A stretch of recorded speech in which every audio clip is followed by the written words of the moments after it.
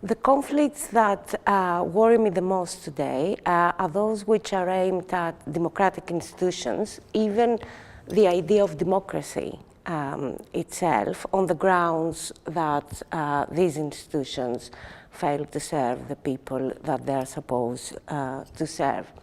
We find expressions of these conflicts in moments of elections, when citizens reject anything which is styled as usual, conventional, normal. And what springs to mind here is the case with Trump or even Brexit. And we also find expressions of these conflicts in a burgeoning literature, which in a way affirms that this is happening, that proposes that the time has come that we do take seriously whether democracies and institutions actually do something for the people, the excluded. But also there is another side to the same case, which says that, well, it's time also to question whether the people, those who are excluded or disadvantaged, actually do offer something for democracy when they exercise the vote or they express a voice. And this is quite serious because what is being increasingly questioned in the literature is universal suffrage itself. Of course, the animus against democracy is not new, and what is new, however, today, and this is exactly what worries me, is that resentments towards democracy, as a result of growing inequalities, have led us to a situation where we could seriously entertain the idea that democratic institutions, or not only the democratic institutions, will deteriorate further from within, as was the case with the literature in the 90s, but also that these institutions will break apart. And I think is one moment in time where this surfaces as a real possibility for me. Well, unfortunately, given the type of conflicts that worry me, I'm not very confident that democratic institutions can cope with such conflicts. And I have two reasons for this answer. One has to do with the very nature of these conflicts, that these are conflicts which reject the very being of democratic institutions, their foundations, not just anymore their workings.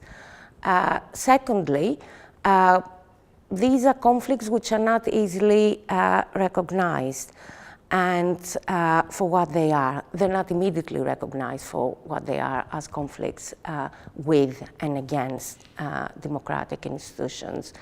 And conflicts which are not easily recognized are very easy to underplay, especially when disadvantage is framed as bad luck, incompetence, or failure.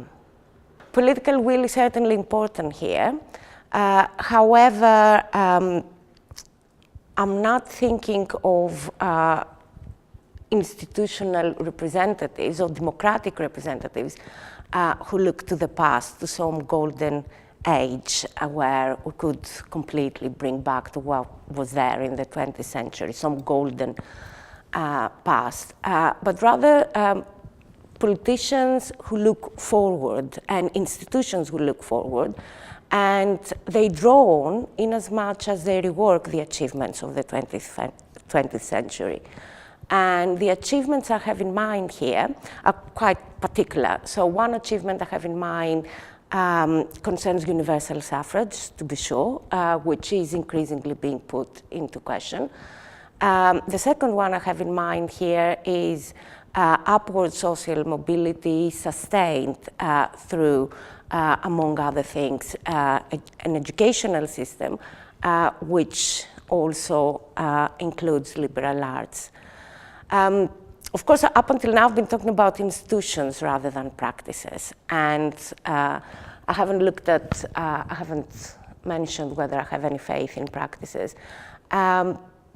I do, especially when we look at social movement politics and the way they have tried to challenge what is being done at the institutional level. Also, social movements, especially the past 4 years, have been brilliant, have done a very good job at giving visibility to the type of conflicts I mentioned here.